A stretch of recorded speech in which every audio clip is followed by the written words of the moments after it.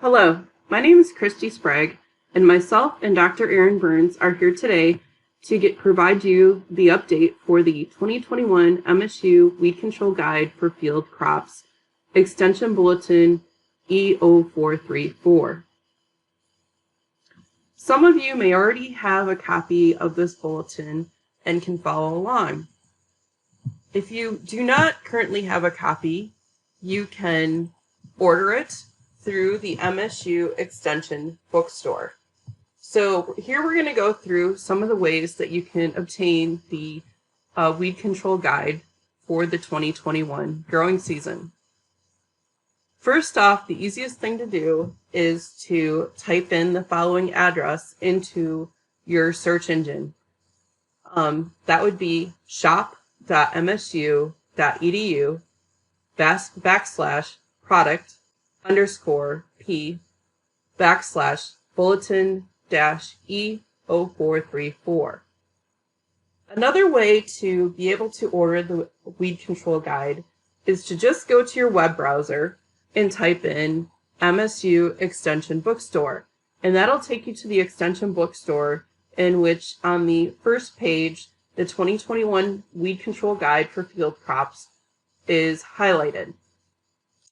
Additionally, you can go to shop.msu.edu and then click on the far right hand corner MSU Extension Bookstore button and get to the Extension Bookstore from there. You can order the MSU Weed Control Guide, and it is $15 per copy, not including shipping and handling. So the purpose of this presentation is so that Erin and I can go through and highlight some of the key changes. In the upper right hand corner on many of the slides, you will see page numbers. So if you have your weed control guide, you can follow along. One of the key things that we changed this year is we updated the herbicide site of action chart.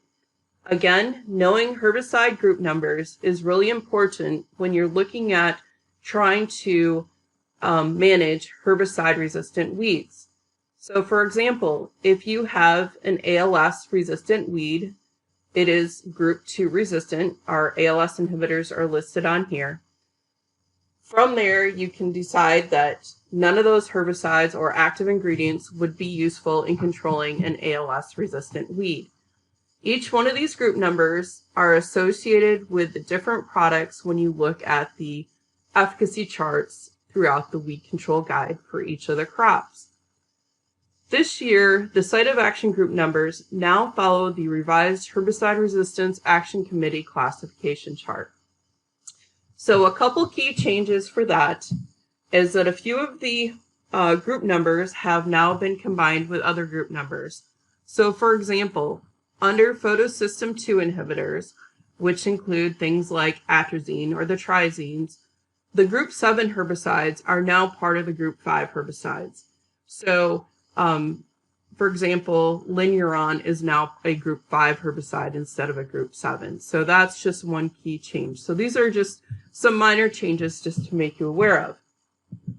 The other thing that happened with the new HRAC classification is that now the group 8 herbicides are now part of the group 15 herbicides. So we have now included things like the thiocarbamate herbicides like EPTC in with things like dual harness, outlook, and Zidua. So these are just some minor changes in this, but the key thing is to remember, if you have a weed that is resistant to a certain herbicide group number, it is really important to make sure that you look at some other group numbers to try to control that herbicide resistant weed. So again, all these numbers can be found in each one of the weed efficacy tables. Another way you can look at these charts is there is the big herbicide classification chart that is developed through the Take Action on Herbicide Resistance Management Group that lists all of the different herbicides that can be used in both corn, soybeans, wheat, sugar beets, dry beans, and also potatoes. It lists each of the active ingredients along with their herbicide site of action number, and that is all color coordinated. That has been updated for the 2021 season, as well as the list of premixes. We will have some of those copies available that you can contact us for, or you can go to the www.iwilltakeaction.com website and order your own classification chart or look at the updated one online. Thanks for those updates on the site of actions, Christy. And my name is Erin Burns, and I'm going to go over updates to the 2021 weed guide in the corn section, which starts on page 17. The first update we have are in the post-emergence herbicide table, which is on page 19, with the addition of the herbicide called Perpetua, as you can see on your screen right now. And Perpetua is a premix of flumiclorac and peroxysulfone, which are both group 14 and group 15 site of action herbicide components. The typical use rate for Perpetua is 8 ounces per acre in corn, which is about 5.5 ounces of resource and 3.28 ounces of zidua. We want to apply Perpetua to corn that's in the V2 to V6 stage. And it also may be applied pre-emergence as a spring burn down option in corn. And it is very effective post-emergence on velvet leaf, but it also does have some residual impacts on some of our small-seeded broadleaf and grasses. So those would be weeds that are still in the soil seed bank that will germinate later in the growing season. This herbicide would be effective on those. And once again, this information is on page 42. The second herbicide within the corn section is Impact Core, another pre-mixture, as you can see on your screen, with a wide broad spectrum efficacy on both broadleaves and annual grasses. Impact Core is a premix of acetochlor, which is group 15, and tropramazone, which is group 27, and this information is on page 45. The typical use rate is 30 fluid ounces plus 0.5% of MSO and also AMS, and this corresponds to 1.9 pints of harness and 0.76 ounces of impact. Impact Core has good to excellent control of many annual broadleaf and grass weeds, and we apply Impact Core to corn from emergence up to 11 inches tall. And with many herbicides that contain a group 27 site of action herbicide, the addition of atrazine at either a quarter or a half pound per acre tank mix will improve control of broadleaf weeds, and we'll see that in some of the pictures I'll show you shortly from this past summer. These pictures are from our study plots this past summer, and this was an early post application of Impact Core on 6/12, and this is about to V2, V3 corn stage. So the first picture on your screen is 30 ounces of Impact Core and also 32 ounces of Roundup Power Max. You can see pretty good activity on the standing weed foliage that you see on the screen. And this is 7 days after we made that early post application. This middle picture is the same rate of Impact Core and Roundup, but now with a 0.5 pound of atrazine. Once again, fairly good weed control. And on your far right is Impact Core alone with MSO. Now following up to 20 days after early post application, this first picture on the left is Impact Core and Roundup, and we did have some weed breaks. These were largely common lamb's quarters, and also there are some grassy weed breaks that you can see towards the back part of that picture. But these were fairly small, and they stayed fairly small all season once that corn canopy closed. The middle picture is Impact Core Roundup, and now with that 0.5 pound of atrazine, which we know helps us with that broadleaf grass control, and you can see this plot was fairly clean all season. And then very similar to the treatment of Impact Core and Roundup, just Impact Core alone with MSO, we did have some grassy weed breaks and also some common lamb's quarters breaks. And this is 21 days after that early post application. Next herbicide I'd like to discuss is on page 20. Once again, a post-emergence herbicide. The herbicide name is Sinead, and it's used in Liberty Link corn. It's a premixture, as you can see on the screen, and has large broad spectrum activity of broadleafs and annual grasses. Sinead is a premixture of tropramazone and glufosinate, which is group 27 plus group 10. We want to apply it to Liberty Link or glufosinate resistant corn only. We need to make sure that they have that trait, or else the glufosinate component will damage the corn. Typical use rates 28 fluid ounces plus 1% MSO and 17 pounds per 100 gallons of AMS. This corresponds to 1 ounce of impact plus about 30 ounces of Liberty. And it's important when we're using Sinead that we do add in the correct surfactant, so they're MSO or HSMOC, as these are the preferred adjuvants recommended for Sinead. And Sinead does not contain the active surfactant that you might be familiar with in Liberty, so we must add these adjuvants in to make sure that we get critical maximum herbicide efficacy. You can apply Sinead to corn from emergence up to 24 inches or 7 collars, such as V7, whichever is more restrictive. And it is good to excellent control of many annual broadleaf and grass weeds. And information for Sinead is found on page 50. Here are some photos of the plots that we had out this past summer with Sinead.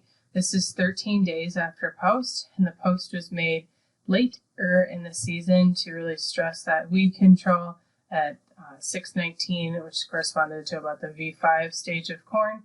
This is 28 fluid ounces of Sinead plus 1% MSO and 8.5 pounds per 100 gallons of AMS.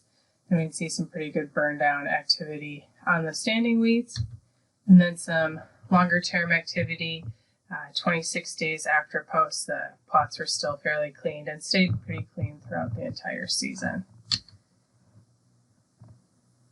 Final herbicide in the corn section is the addition of Assure 2 to the enlist corn section. And you might be asking yourself, why is Assure 2 in the corn section? We might expect to use this herbicide to control volunteer corn and soybeans, for example. But we'll go over why we added that to this section, and this information is found on page 20. Assure 2 is Kuzalaflop, which is a group 1 herbicide. Information for this in the enlist corn section is on page 52. And we want to apply to enlist traded corn only. And this is very important, as application to any other type of corn will result in crop death. And as a reminder, enlist traded corn is resistant to 2,4-D-choline, glyphosate, and also the FOP herbicides. And that's why we can use Assure 2, because it is a group 1 FOP herbicide that the enlist traded corn is resistant to. Typical use rate is 7 fluid ounces plus 1% crop oil concentrate. Once again, only apply to enlist traded corn from growth stages V2 to V6, and good to excellent control of many grassy weeds. And those also check the label for restrictions for use within the enlist system. And just a general reminder, Christy will go over this also in the soybean section, but for corn on page 57, we do have a new formulation of Gramoxone, which is Gramoxone SL 3.0, and this is the 3 pound per gallon formulation. So within the 2021 weed guide, we have rate information for both the 2 pound and 3 pound formulations. So you'll see this reflected throughout the guide. And then just a reminder, Gramoxone is a restricted use pesticide, and we are now required to complete a paraquat specific training. The training can be found at the link on the website on your screen. This link is also found within the weed guide, so you can check that out also. And the training must be retaken every 3 years. I'd just like to highlight a few resources that we do have within the corn section that might be helpful when designing programs this winter for your weed control in corn. And the first is Table 1H. This is on page 53. And this is delayed applications of soil-applied herbicides in corn. And this is helpful if we do have a wet or delayed spring like we have the past few years. So I have a snapshot of what this table is on the screen, and it just goes over herbicides that we might target for use pre-emergence in corn, that we can actually use post-emergence in case the weather gets away from us and the corn comes up, and then we have to, and we still want to make some of these applications. So check that table out when you're making your plans, and maybe some extra flexibility within those. Also Table 1I, which is the weed and crop heights for post-emergence herbicide application in corn. This is page 54. Here's just a snapshot of that. And these are what all of our control ratings are rated off of. So when we're looking at control, we want to make sure that we're applying those herbicides to smaller weeds, and then that will reflect the ratings that we have in the control guide. So once again, if we do have a season where things might get away from us, you could check out this table and look what you might expect. The control might be dependent on what stage your weeds are at. And the final is Table 1L, just corn herbicide and insecticide use precautions, which is on page 59. It's again a snapshot of this table, and this is just if you are having some insect issues, make sure you check out the herbicides and the restrictions that might be contained within corn. So this is a table we added to the weed guide a few years ago. Erin has finished up her updates on corn. Now let's look at what some of the new updates are in the soybean section. We will cover some of the new products like Anthem Flex, Authority Edge, Perpetue, and we'll talk about some additional product names and new formulations. We'll also look at some label changes that have happened to a lot of the S-metolachlor products. Also touch on the new Extend Flex soybeans and recommendations, as well as some of the updates on dicamba use in both Roundup Ready 2 Extend and Extend Flex soybean. First, let's look at Anthem Flex. This is a new premixture that can be found on page 70 in your weed control guide. Anthem Flex is a soil-applied herbicide that can be applied pre-plant incorporated, or pre-emergence. The typical use rate of Anthem Flex in soybeans is 4.5 fluid ounces per acre. Anthem Flex contains 2 herbicide active ingredients from 2 different site of action group numbers. So the group number 14, carfentrazone or AIM, and the group number 15, which is the product peroxysulfone, which is the same thing as Zidua. So in that 4.5 fluid ounce rate, you would see that we would get 0.6 fluid ounces of AIM and 4 fluid ounces of Zidua.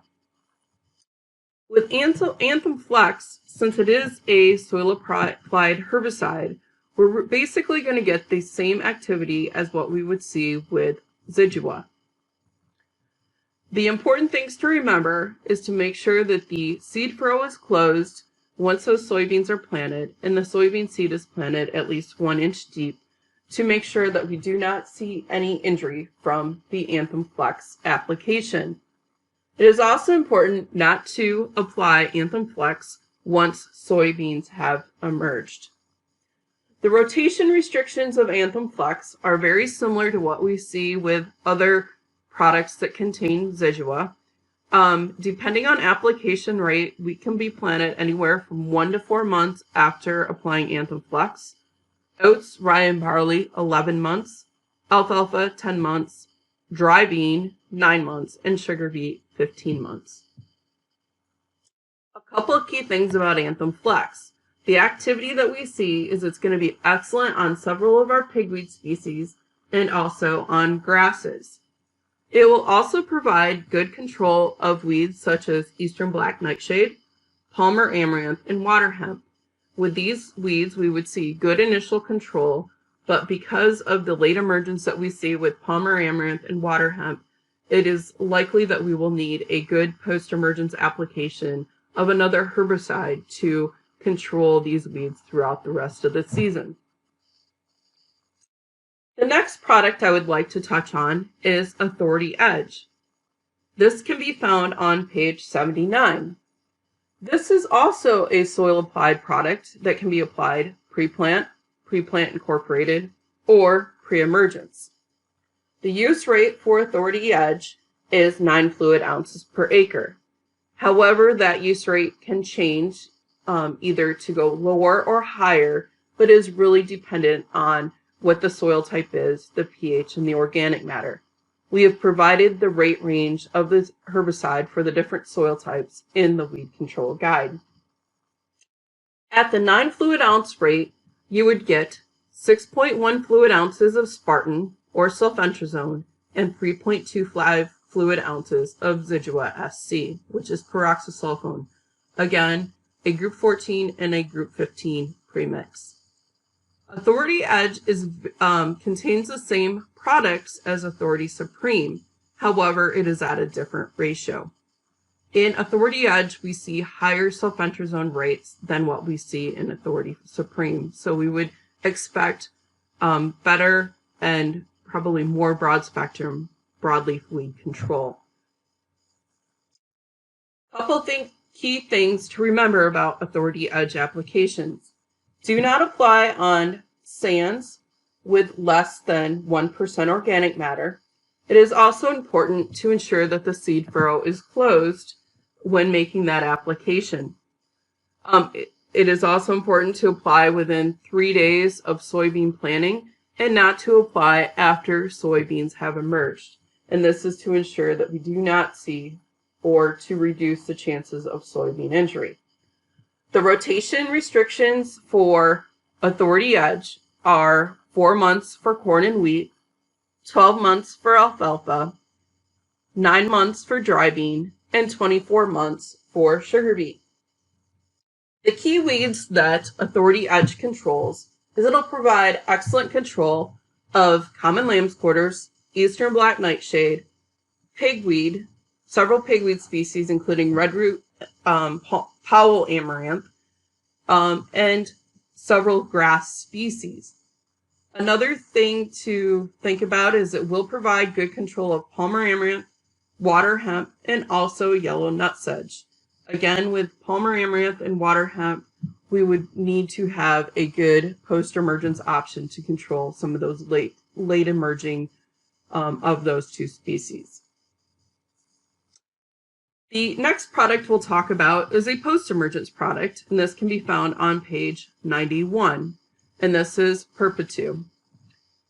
With this herbicide, it is applied post-emergence up to V6 soybean.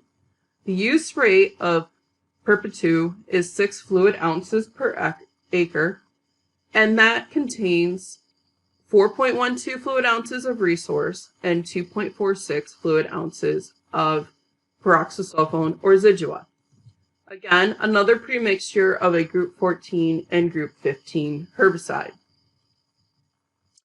The additives for Perpetue are to include 1% volume per volume of crop oil concentrate plus 2.5 pounds per acre of ammonium sulfate. A couple things to remember is not to apply more than 8 fluid ounces per acre on coarse textured soils, as the Perpetue rate can be applied up to 10 fluid ounces. Additionally, there is a pre-harvest interval of 60 days. The rotation restrictions for this herbicide are seed corn 8 months, wheat, again, rate dependent, anywhere from 1 to 4 months, alfalfa 10 months, dry beans 11 months, and then sugar beet is also rate dependent, anywhere from 12 to 15 months. From a weed control standpoint, since this is a post-emergence herbicide, it is excellent and it contains resource. It is excellent on controlling velvet leaf. Additionally, because of the peroxysulfone, what we're really looking at is including an application of this herbicide to give us some lay-by or residual control of certain weed species. These weed species would not be controlled with the post-emergence application, but would help from the standpoint of controlling pigweed, grasses, palmer amaranth, water hemp, and eastern black nightshade that have not emerged at that time. So we're just looking at residual control. So again, this is one of our post-emergence herbicides from a post standpoint, would give us excellent control of velvet leaf and then provide us some additional residual control for weeds that would come up later in the season. A couple other things I'd like to bring up in the soybean section are one additional product and a formulation change. The first product is Chibar, and this can be found on page 81. This product can be applied, it's again a soil applied herbicide that can be applied in the fall, pre-plant incorporated, or pre-emergence.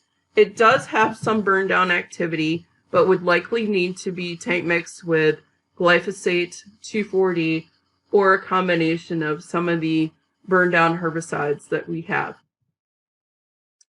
The use rate of Chibar is 1 pint per acre, and this herbicide is really similar to Fierce MTZ, which is sold by Valent.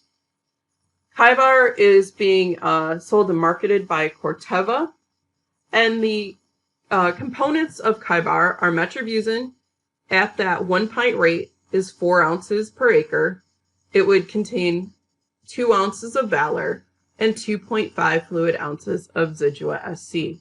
So we're looking at having 3 effective herbicide site of action to go against weeds such as water hemp and palmer amaranth and several other weed species that are tough to control. So we're looking at a group 5, a group 14, and a group 15 herbicide.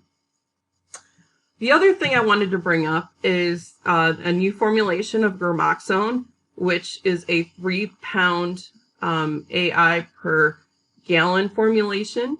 It can be found in both the pre-harvest herbicide application section and also the no-till section, which can be found on pages 110 and 120. This new formulation of paraquat basically would change the use rate from the 2 pound per gallon active ingredient. So if we were typically applying 16 fluid ounces or a pint of the 2 pound Gramoxone SL, now with the 3 pound, we would be applying 10.7 fluid ounces. The next change that we have is basically an increase in the rates of esmetolochlor in soybean. And esmetolochlor, if you remember, is a group 15 herbicide. These are our dual products, so we're looking at page 66 with both dual magnum and dual 2 magnum. A couple of the key changes is the maximum annual rate that we can now use is 3.9 pints per acre, which would be equivalent to 3.7 pounds AI per acre. In addition, the maximum annual post rate is 3.9 pints per acre. And from a single post-emergence application, we can apply 2 pints per acre. So that used to be our maximum application rate used to be 1.33. That is now increased to 2 pints per acre, potentially providing us the opportunity to have extended residual control of some of our tough to control small-seeded broadleaf and grassweed species. The other thing that is increased is the maximum number of applications per year is now increased up to 3 applications of esmetolochlor, and the pre-harvest interval has been dropped from 90 days down to 75 days. In addition to these changes, some other products have allowed for more esmetolochlor to be applied. One of these is Sequence. Again, Sequence is a combination of glyphosate and esmetolochlor. This can be found on page 96.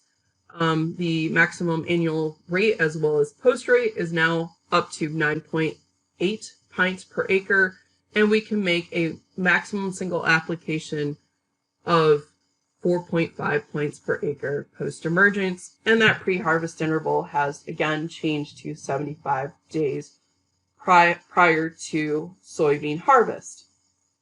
Two additional changes that are products that are affected by this S-metolachlor core rate increase are boundary and prefix. You can see that the boundary information can be found on page 80 and the prefix information can be found on page 83.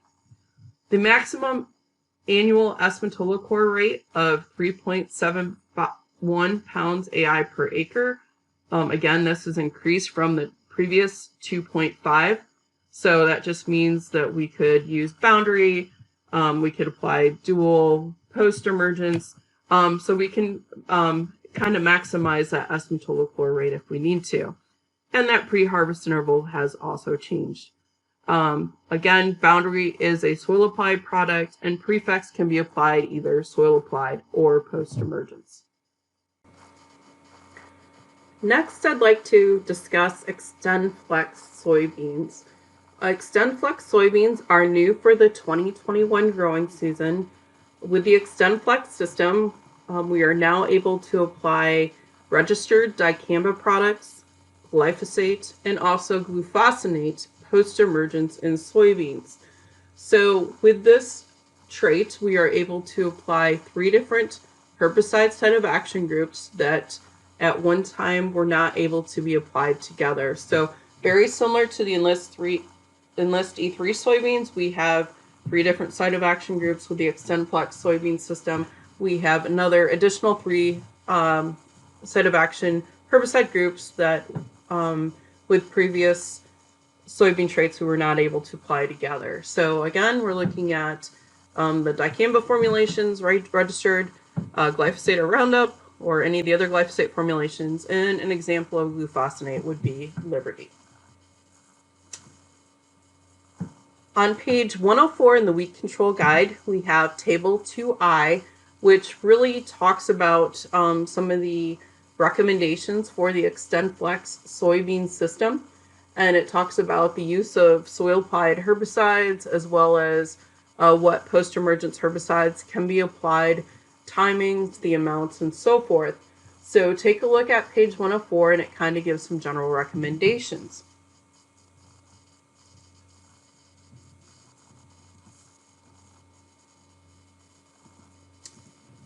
So in addition to the new Extend Flex soybeans, one of the things that we have for this year are new Dicamba labels.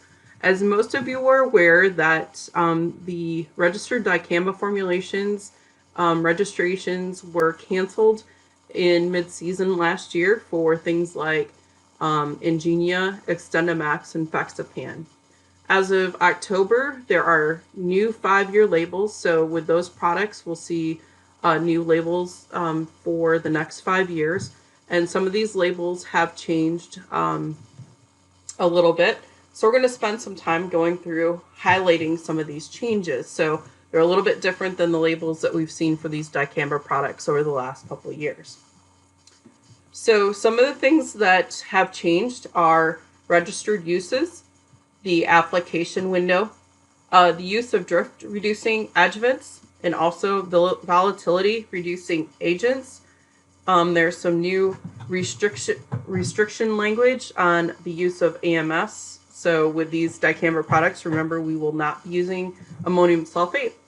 There is new maximum single application rates, some new language about adjacent sensitive crops and plants, a new downwind buffer, as well as some new language on runoff restrictions. And then again, just reminding everybody that there is mandatory Dicamba specific training that needs to happen if you're applying any of the registered Dicamba products. So what products are we talking about? We're talking about things like Ingenia, Extendamax, which are Dicamba products. Fexapan is very similar to Extendamax. I have not seen the label for Fexapan yet, but I believe it'll be out for this summer, so just double check, make sure that that product has a label. Tavium, which is the pre-mixture of Dicamba plus S-metolachlor or a dual product. All of these products are restricted use pesticides, so in order to apply or purchase these products, you will need to have a certified applicator's license, in addition to the Dicamba training that you would need to take, and we'll talk a little bit about that in a minute.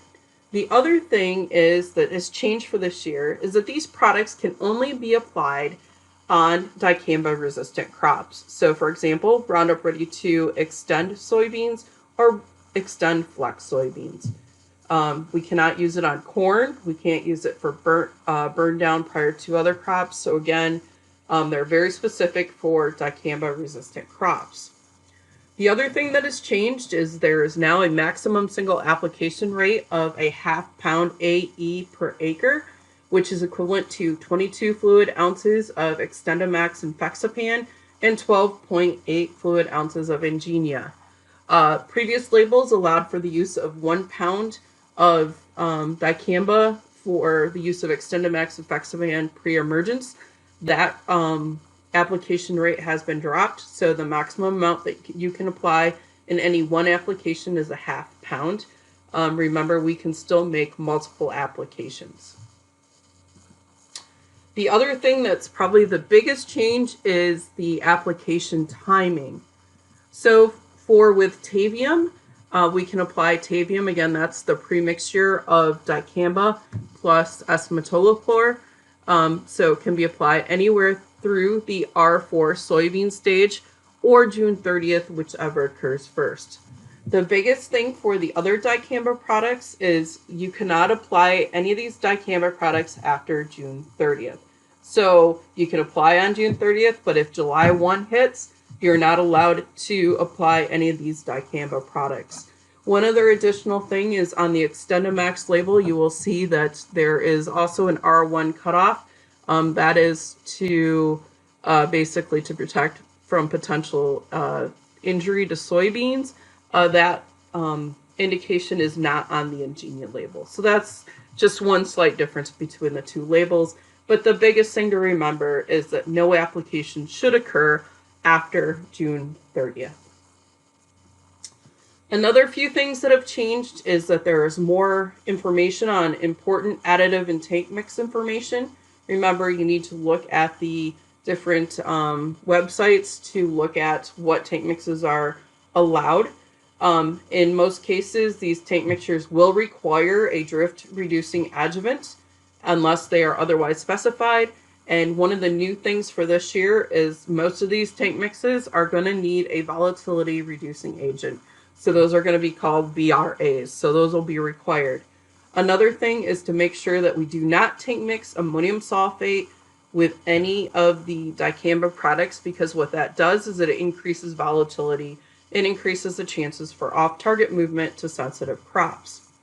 Again, remember, before you tank mix any product, it's important to check all of these tank mix websites to make sure that it is a legal tank mix, and that should be checked within 7 days prior to that application. One of the other things that is different this year is new buffer requirements. Now the downwind buffer is now 250 feet, which has changed from 110 feet from that 1/2 pound per acid equivalent per acre. So again, that distance has been increased to 240 from 110. And again, we just have that single application rate of a 1/2 pound, which would be 22 ounces of XtendiMax and 12.8 ounces of Ingenia. So we're going to give you an example. So we're going to look at this field that was in the lower middle section of this slide, and we've blown that up. And you're going to see that the wind direction is coming from the east and blowing to the west. So our buffer would be on the west side of the field, and that buffer would be 240 feet from the edge. So we have a tree line there, and then we have a field on the other side. That buffer would basically make our treatable area, if this field is 28 acres, would be 21 acres, and that buffer would be 7 acres as we look at that strip. So we would need to figure out how to best manage that strip. If the wind is blowing in that direction, where that buffer is, we would not be able to apply dicamba. However, we could, if the wind switched directions, we would be able to come back and apply dicamba to that area. The other thing to think about is what is on the other side of that field. So for example, if the field over is a sensitive crop, so for example, non-extend soybeans, and our treated field is either Roundup Ready to Extend or Extend Flex soybeans, and even if we have the buffer, if the wind is blowing in the direction of a sensitive crop, again, for example, any other soybean besides those two soybean traits, we would basically not be able to spray. So just keep that in mind. Wind blowing in the direction of a sensitive crop next door, we're not going to be able to spray. So we're trying to protect those sensitive crops. The other thing that's a little bit different is there's some new language on rainfall when it comes to dicamba applications. And that language is basically do not apply under conditions that will favor runoff or if soil is saturated or when rainfall is expected to exceed soil field capacity and forecasted within 48 hours.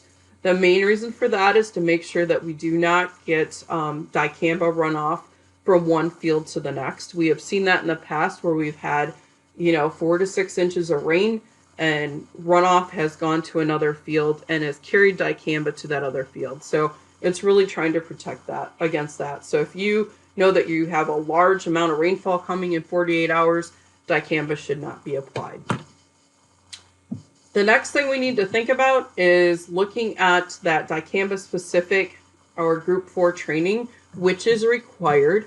Prior to the new labels coming out, it was indicated that that would be, after you took your initial training, that would be every other year. That has since changed since the new labels have come out, which we didn't have that information prior to the weed guide printing. So we will need to have dicamba training, dicamba specific training, if you're using it annually, so every year. So that's one of those things to keep in mind. So you should be able to look up online and find out some of the different websites where you can get that dicamba training. And that will have to occur every year prior to use. So what we've done is we've highlighted all these changes and then really brought up some of the older ones of things that you need to consider when you're using dicamba in either Roundup Ready to Extend or Extend Flex soybeans. That can be found on page 107 through 109 in the 2021 Weed Control Guide. I would suggest if you have your weed control guide that you open it up to those pages. And on page 107 under point number 3, just cross off every other year for training and write annually. Again, that was a change that happened after the weed guide was printed. So just wanted to make sure that you guys are aware of that. And then probably the newest thing, again, is also that application timing and that we should not apply any dicamba after June 30th. The next changes that we have are in the wheat section or small grain section. And we're looking at the inclusion of 2 new products, Osprey Extra and Perfect Match. Osprey Extra is a new premix that can be found on page 134. This is a premix of 2 ALS or group 2 herbicides, Osprey, and then also thiocarbazone methyl. Osprey Extra can only be used in wheat. And the timing, it can be applied in the fall after wheat emergence or in the spring prior to jointing, which is the Feet's 6th stage. The use rate of Osprey Extra is 4.75 ounces per acre. And when applying Osprey Extra, you need to include a surfactant. Usually we recommend a 0.5% plus 3 pounds per acre of ammonium sulfate. There is also some wording and cautions with nitrogen applications. No more than 15% can be nitrogen fertilizer in the spray solution. So no 50-50 mixes. You can have up to 15%. It is also important not to make an independent application of a nitrogen fertilizer within 7 days before or after Osprey Extra application.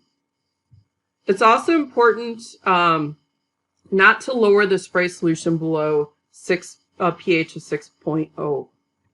And another key thing to remember is not to spray if temperatures are below 40 degrees the night prior to or after Osprey Extra application.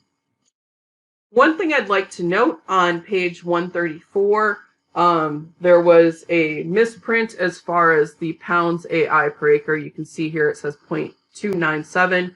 If you happen to have your weed guide, please cross that out and put 0.0178 pounds AI. The use rate is correct at 4.75 ounces per acre. The key weeds that Osprey Extra will control are some of the grass weed species that we've been having problems with. Things like windgrass, annual bluegrass, roughstock bluegrass, which has become more and more of a problem throughout Michigan, and also annual ryegrass. The next product that we'll talk about is Perfect Match. This is another pre-mixture. This can be found on page 135. This is a pre-mixture of Stinger, Starine Ultra, and Power Flex. So we have the Group 2 herbicide and 2 Group 4 herbicides or growth regulator herbicides in Stinger and Starine Ultra. This is labeled for use in wheat and triticale. And the application timing can only happen in the spring once wheat has at least 3 leaves, and it can be applied up to jointing. So basically, Feeks 1.3 to 6. The use rate is 1 pint per acre. The additives are, again, surfactant. Generally, we recommend 0.25% of a non-ionic surfactant plus 3 pounds per acre of ammonium sulfate.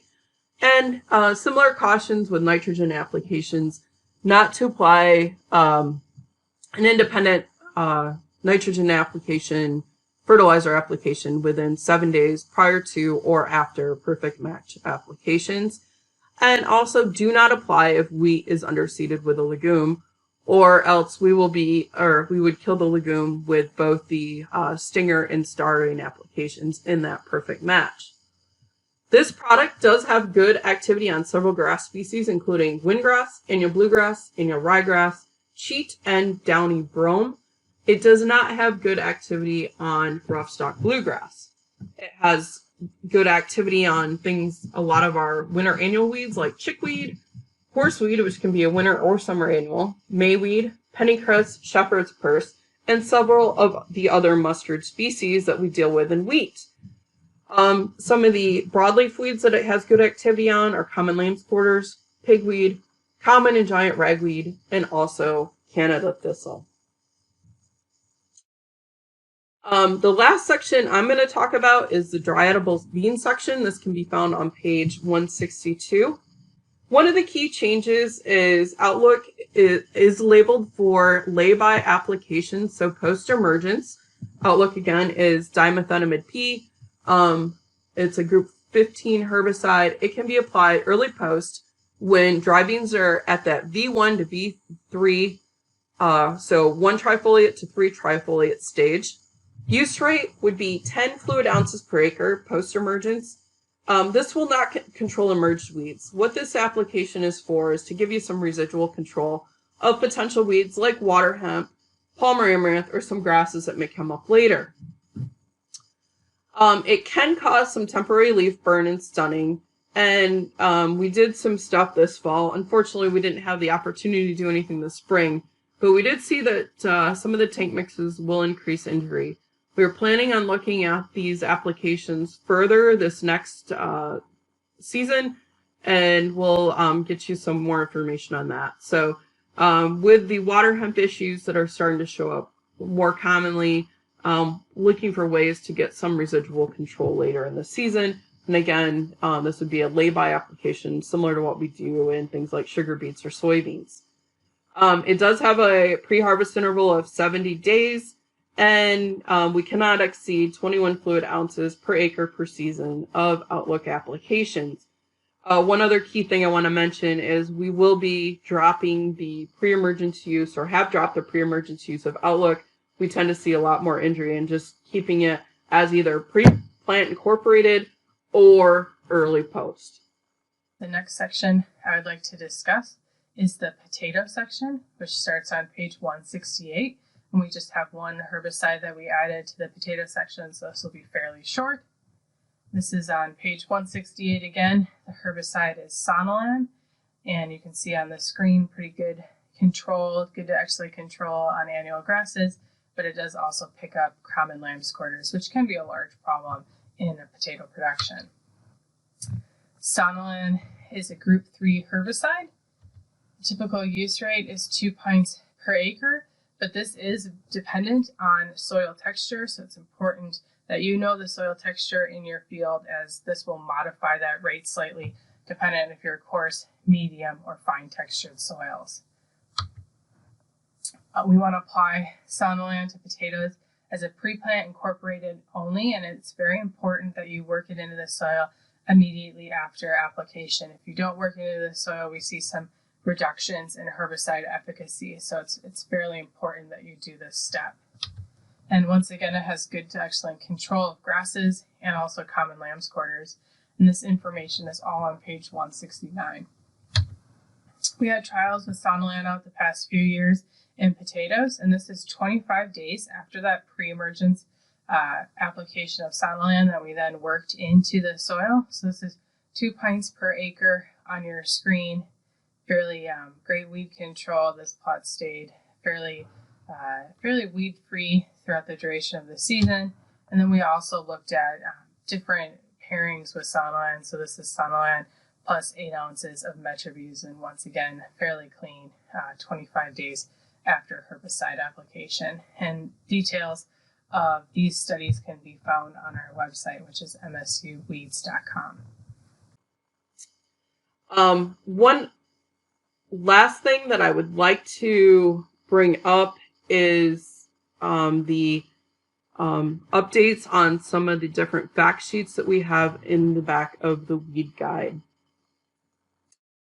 So our Palmer Amaranth and water hemp fact sheet can be found on pages 217 through 221, just to remind you that that is back there. And also we've included some information on the use of Anthem Flex soybeans to control these weeds. And finally, we have updated the horseweed fact sheet in the back of the weed guide. And again, really to highlight some of the changes with the inclusion of Anthem Flex soybeans. That fact sheet can be found on pages 222 to 224. In addition, you can find updated fact sheets on the MSUweeds.com website. So with that, just a quick reminder on where you can get the information or where you can purchase the 2021 Weed Control Guide this year. Again, this is purchased through the MSU Extension Bookstore, and you can go online and purchase these, and they are $15 per copy. We do have our website, msuweeds.com, in which we post our research results as well as extension articles and videos from our weed science program. So thank you, and looking forward to having a great 2021 field season.